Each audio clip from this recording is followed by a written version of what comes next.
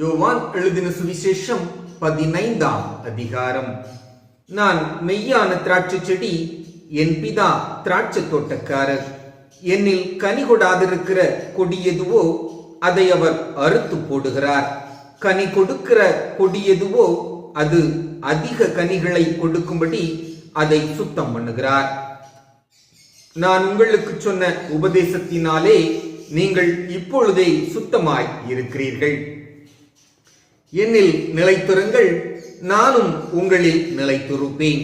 கொடியானது திராட்சை செடியில் நிலைத்திராவிட்டால் அது தானாய் கனி கொடுக்க மாட்டாதது போல நீங்களும் என்னில் நிலைத்திராவிட்டால் கனி கொடுக்க மாட்டீர்கள்.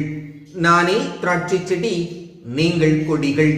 ஒருவன் என்னிலும் நான் அவனிலும் நிலைத்திருந்தால் அவன் மிகுந்த கனிகளை கொடுப்பான்.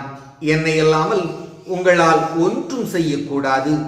ஒருவன் என்னில் நிலைத்திராவிட்டால் வெளியே எரியுண்ட கொடியை போல அவன் எரியுண்டு உலர்ந்து போவான்.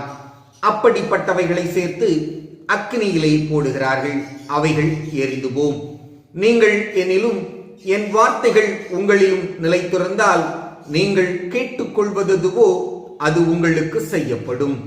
நீங்கள் மிகுந்த கனிகளை கொடுப்பதினால் என் பிதா மகிமைப்படுவார், எனக்கும் சிஷ்யராயிருப்பீர்கள். பிதா என்னில் அன்பாயிருக்கிறது போல நானும் உங்களில் அன்பாயிருக்கிறேன். என்னுடைய அன்பிலே நிலைத்திருங்கள். நான் என் பிதாவின் கற்பனைகளை கைக்கொண்டு அவருடைய அன்பிலே நிலைத்திருக்கிறது போல நீங்களும் என் கற்பனைகளை கைக்கொண்டிருந்தால் என்னுடைய அன்பிலே நிலைத்திருப்பீர்கள். என்னுடைய சந்தோஷம் உங்களில் நிலைத்திருக்கும்படிக்கும் உங்கள் சந்தோஷம் நிறைவாயிருக்கும்படிக்கும் இவைகளை உங்களுக்கு சொன்னேன். நான் உங்களில் அன்பாயிருக்கிறது போல நீங்களும் ஒருவரில் ஒருவர் அன்பாயிருக்க வேண்டும் என்பதே என்னுடைய கற்பனையாயிருக்கிறது. ஒருவன் தன் சிநேகிதருக்காக தன் ஜீவனை கொடுக்கிற அன்பிலும் அதிகமான அன்பு ஒருவரிடத்திலும் இல்லை. நான் உங்களுக்கு கற்பிக்கிற யாவையும் நீங்கள் செய்வீர்களானால் என் சிநேகிதராயிருப்பீர்கள். இனி நான் உங்களை ஊழியக்காரர் என்று சொல்லுகிறதில்லை. ஊழியக்காரன் தன் எஜமான் செய்கிறதை அறிய மாட்டான். நான் உங்களை சிநேகிதர் என்றேன், ஏனெனில் என் பிதாவினிடத்தில் நான் கேள்விப்பட்ட எல்லாவற்றையும் உங்களுக்கு அறிவித்தேன். நீங்கள் என்னை தெரிந்து கொள்ளவில்லை, நான் உங்களை தெரிந்து கொண்டேன்.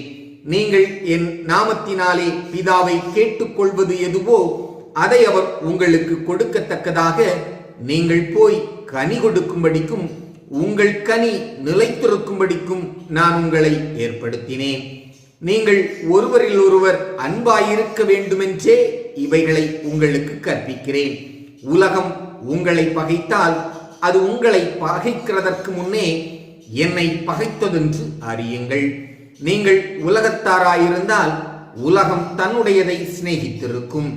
நீங்கள் உலகத்தாராய் இராதபடியினாலும் நான் உங்களை உலகத்திலிருந்து தெரிந்து கொண்டபடியினாலும் உலகம் உங்களை பகைக்கிறது.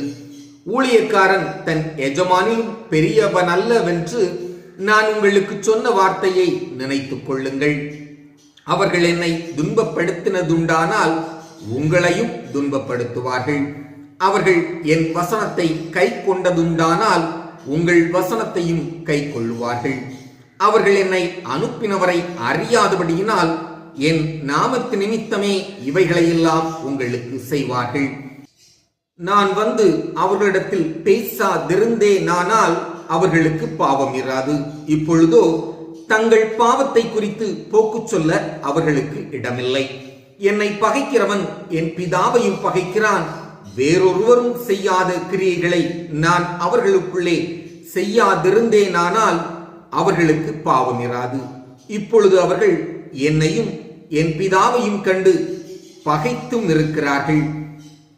முகாந்தரம் இல்லாமல் என்னை பகைத்தார்கள் என்று அவர்களுடைய வேதத்தில் எழுதியிருக்கிற வாக்கியம் நிறைவேறும்படிக்கு இப்படியாயிற்று. பிதாவினிடத்திலிருந்து நான் உங்களுக்கு அனுப்ப போகிறவரும் பிதாவினிடத்திலிருந்து புறப்படுகிறவருமாகிய சத்திய ஆவியான தேற்றரவாளன் வரும்போது அவர் என்னை குறித்து சாட்சி கொடுப்பார். நீங்களும் ஆதி முதல் என்னுடனே கூட இருந்தபடியால் எனக்கு சாட்சிகளாய் இருப்பீர்கள் என்பதே